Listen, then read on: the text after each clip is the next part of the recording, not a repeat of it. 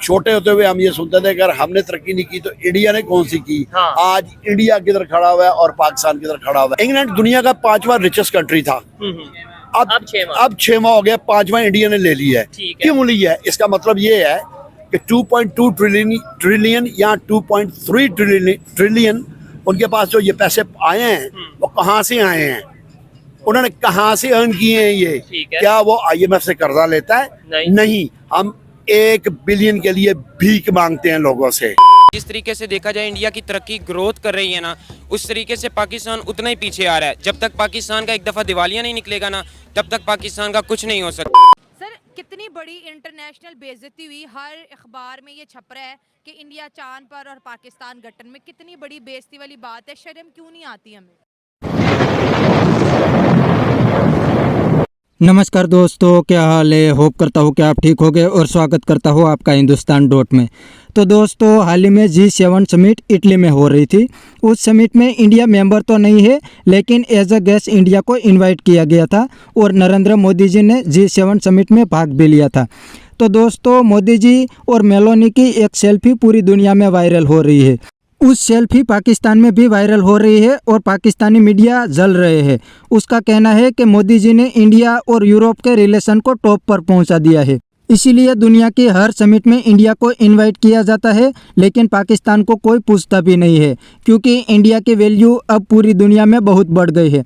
तो दोस्तों, इसके ऊपर देखते हैं पाकिस्तानी पब्लिक के रिएक्शन। अगर आप नए हैं तो चैनल को सब्सक्राइब कर लीजिए और वीडियो को अंत तक देखें। आपने जब इंडिया की बात की है, देखें इंडिया और पाकिस्तान में फ़र्क यह है कि इंडिया सर्विस प्रोवाइड कर रहा है, ठीक है, और पाकिस्तान सर्विस प्रोवाइड नहीं कर सकता। पाकिस्तान उस कंट्री को सर्विस प्रोवाइड करेगा जहां से इनको किकबैक्स मिलेंगे। ठीक है। अगर आप ये बोलते हैं कि जी ये बात नहीं है, तो मैं आपको प्रूफ करके बता दूंगा कि ये चाइना के साथ और सऊदी अरेबिया के साथ ही क्यों काम कर रहे हैं। हाँ, जबकि अगर इंडिया की बात करें, वो कभी G20 का तो मेंबर है, कभी G7 में जाके बैठते हैं, कभी वो US के साथ अपना डील करते हैं, कभी रशिया के साथ डील करते हैं, कभी सऊदीया के साथ करते हैं, तो कभी फ्रांस, जर्मनी, इवन ईरान के साथ, वो इटली के साथ डील करते हैं। और हम 2, 3, 4 कंट्रीज हैं, उसके अलावा बाकी हल्का फुल्का। देखिए किकबैक्स जो हैं, अगर किकबैक्स इनको मिलनी बंद हो जाएं, ठीक है, तो ये मुल्क अपनी डगर पर चल पड़ेगा। सबसे बड़ी बात ये है कि किकबैक्स लेके ये सारा पैसा अपना अब्रॉड में क्यों रखते हैं। ठीक है, मेरा क्वेश्चन ये है कि जब पब्लिक बीमार पड़े तो यहाँ पे हॉस्पिटलों में जाके अपना इलाज करवाए, ठीक है, और जब ये बीमार पड़े तो ये UK जाके या अमेरिका जाके इलाज करवाए। मेरा क्वेश्चन ये है क्यों?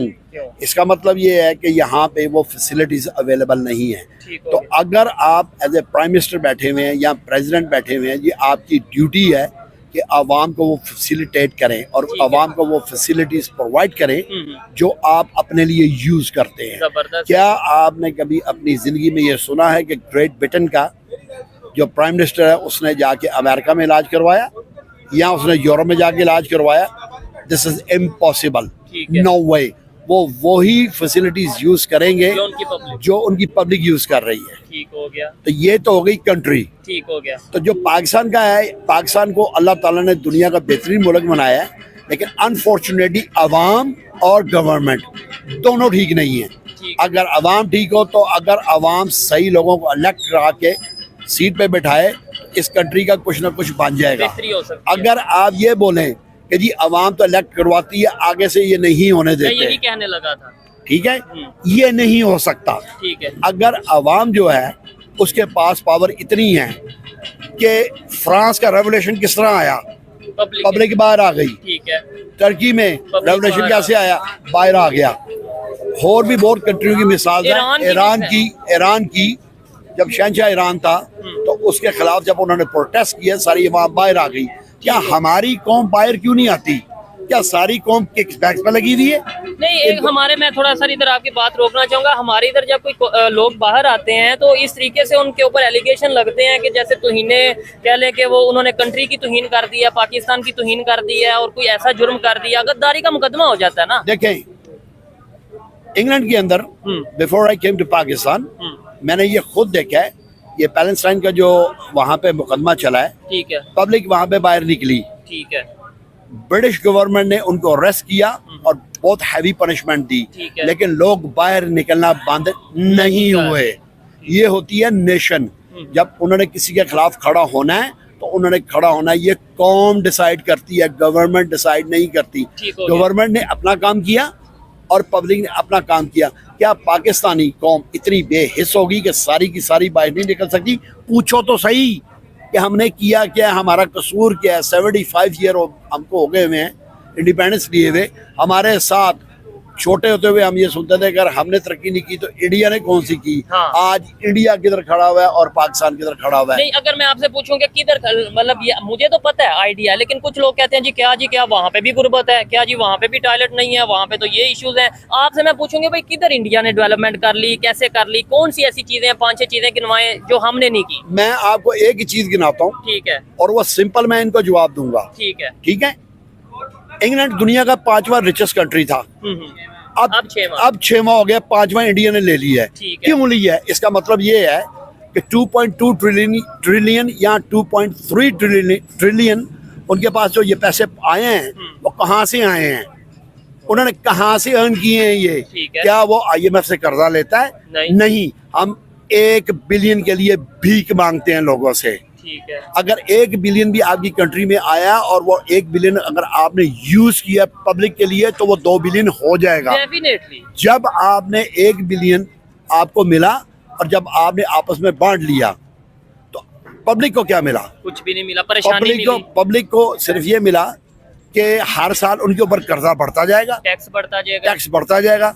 ये दुनिया की कौन सा ऐसा मुल्क है कि गर्मियों के अंदर ये बिजली के बिल जो इतने आ रहे हैं, मेरी रिक्वेस्ट है ये जो इस टाइम पे बैठे हुए हैं वो इस चीज को ना दोबारा चेक करें ठीक है कि ये क्या हम कर रहे हैं और क्या हमने करना है। अच्छा, एक चीज आपने बोला जी पहले 5वीं इकानमी था और इंडिया ने उसे पीछे छोड़ के खुद 5वीं बड़ी इकानमी बन गया। हमारे यहाँ पे ये भी कहा जाता है जी वो आबादी बहुत ज्यादा है, पूरी दुनिया के कंट्रीज वहाँ पे जाके इन्वेस्टमेंट करते हैं, मार्केट बहुत बड़ी है, इसलिए उनकी इकानमी बड़ी हो गई है। तो कोई वो बड़ी बात तो नहीं है।